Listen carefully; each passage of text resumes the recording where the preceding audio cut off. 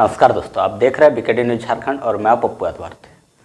आज हम बात करने वाले हैं दीपक और ललिता की आत्महत्या के बारे में। वो दोनों ने आत्महत्या क्यों किया, ये सवाल सबके मन में था और सभी को इंतज़ार था अखबार का कि अखबार में कुछ छपेगा, उनके कारणों का पता चलेगा। लेकिन अखबार में ऐसा कुछ दिखा नहीं और जो दिखा वो शायद सच नहीं था, क्योंकि पीडीएफ का ज़माना है और कुछ अखबारों का पीडीएफ बहुत पहले ही आ गया था। आजकल उसका कोई टाइमिंग का भी कोई वैल्यू नहीं रह गया है।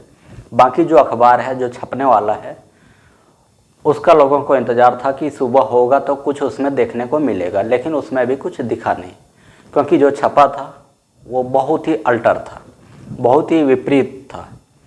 क्योंकि उसमें जो खबरें छपी थी कि लगातार 4 साल से उन दोनों का प्यार था, ये था वो था, लंफन बहुत सारी चीज़ें उसमें देखने को मिला, लेकिन वो सारी चीज़ें सूत्रों के हवाले से था।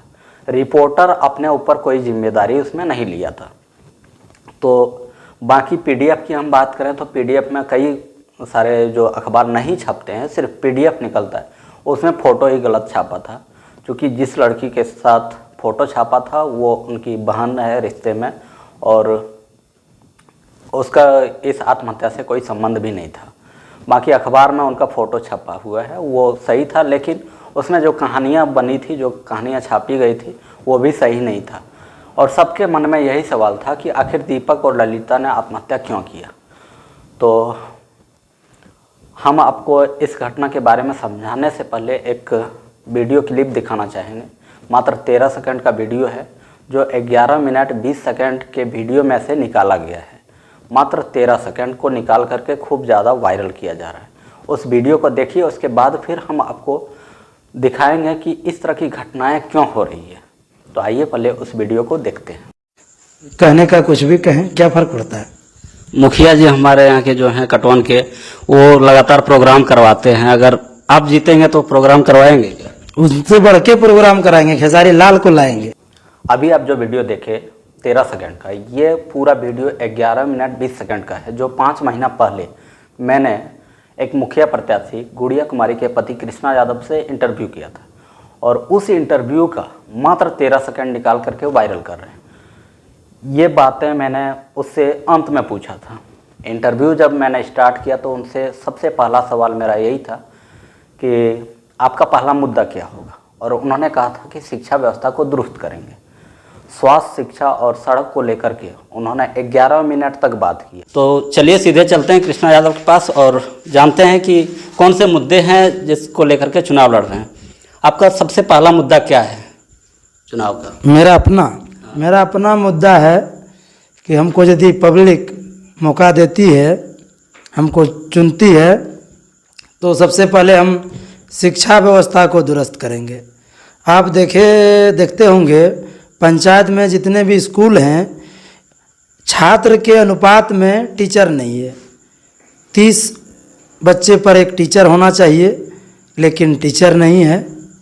60-70 बच्चे पर एक टीचर है, वो भी अनट्रेंड हैं टीचर। तो सबसे पहले हम उस विभाग को संपर्क करेंगे, लिखेंगे और सबसे पहले हम टीचर बहाली के बारे में बात करेंगे, टीचर बहाली करेंगे।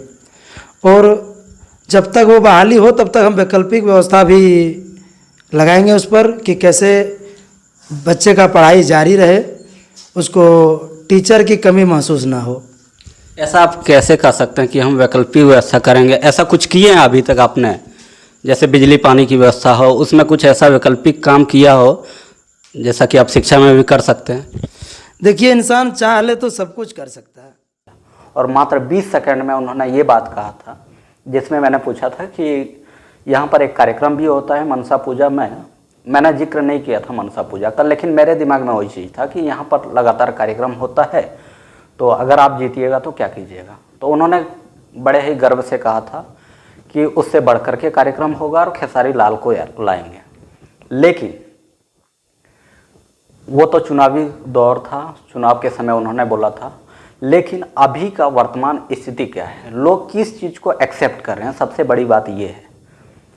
जो 13 सेकंड का वीडियो लोगों ने एक्सेप्ट किया, उस पूरे 11 मिनट 20 सेकंड में से उससे यही लग रहा है कि युवा पीढ़ी वो ज़्यादा चीज़ें जो है वो नेगेटिव चीज़ों को ज़्यादा एक्सेप्ट कर रहे हैं, और इसी वजह से आज जो इस तरह की घटनाएं घट रही है।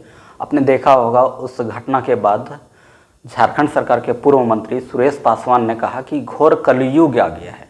अभी तक जो सूचना मिला है कि यह जो लड़का लड़की का जो मौत हुआ रेलवे से दुर्घटना से, इसमें यही लग रहा है इन लोगों का माता पिता से भी बात की गई, पूछा गया, लेकिन इन लोगों को भी कोई पता नहीं।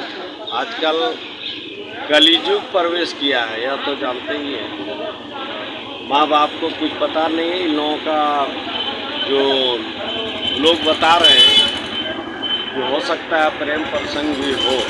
आखिर पूर्व मंत्री को ये बातें क्यों बोलना पड़ा कि कलयुग आ गया है? उसे भी लगने लगा है। कहीं ना कहीं लोगों के दिमाग में ये चीज़ें चल रही है कि युवा पीढ़ी अपना रास्ता भटक चुका है, और इसी भटकन के कारण, इसी के कारण आज इस प्रकार की घटनाएं घट रही है और गलत रास्ते पर जाकर के इस तरह के कदम उठा रहे हैं।